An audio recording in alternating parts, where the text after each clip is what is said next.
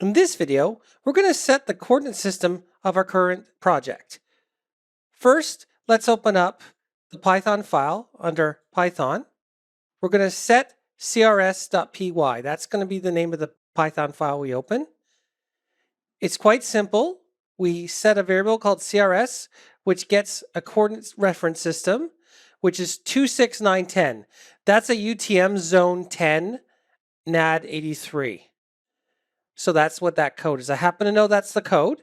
And because I know that, then I could say, get the instance of the current project and set the CRS to that one up there. So if we hit run right now, you'll see in the bottom corner of your project that it says EPSG 4326. That's lat long 84. But if I hit run, you'll see immediately it changes to 26910. I know that's the code for that particular coordinate system. You may not always know what the code is. So if we actually open up the folder where our shapefiles are held, often there's a PRJ file that is stored in there that contains well-known text. That's WKT, well-known text.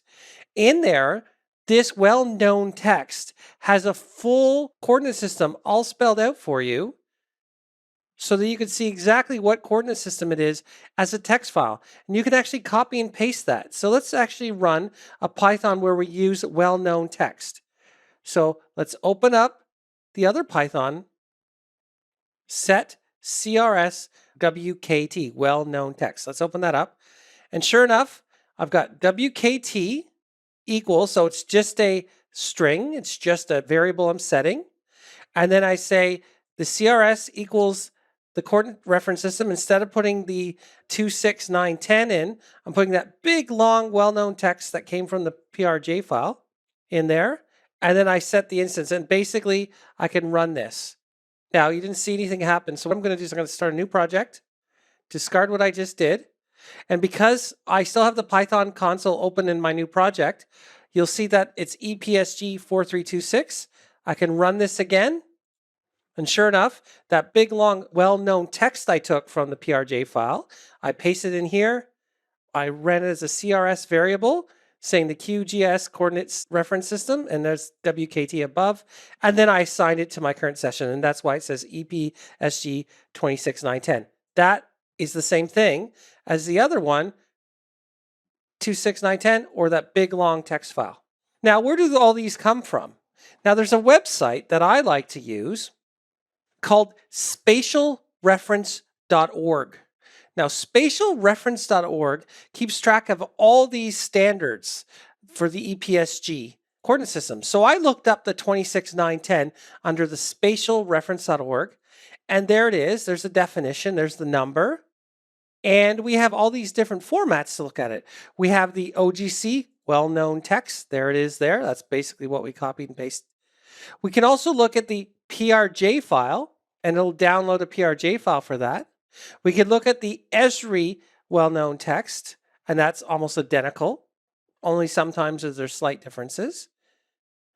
And there's another format, Proj4 or Project 4.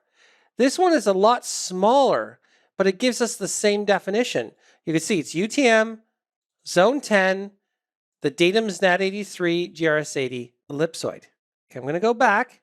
So basically, you could look up all sorts of coordinate systems on this particular spatialreference.org and get them. So if I took that PRJ file and I grabbed that text, I could make another file.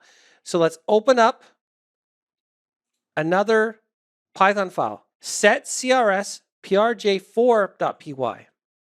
There's that PRJ text that we just saw inside the spatialreference.org. So the first thing we do is set that as a variable. We grab the CRS reference system, and then we have a code, create from proj4. So what we're going to do is take the CRS and the proj4 variable and create the CRS from proj4, and then we can set the coordinate system based on that little tiny string. So I'm going to just start a new project again, discard what's going on. You'll see this reset back to EPSG 4326 at the bottom. And then let's run the set CRS proj4. There. Again, this PRJ4, that UTM, Zone 10, GRS80 ellipsoid NAT83 is now EPSG 26910. So you saw 3 different ways for setting the coordinate system. 1 with the EPSG code, 2 with the well-known text, and 3 with the proj4 code. We've seen 3 different ways of setting the coordinate system of our project using Python.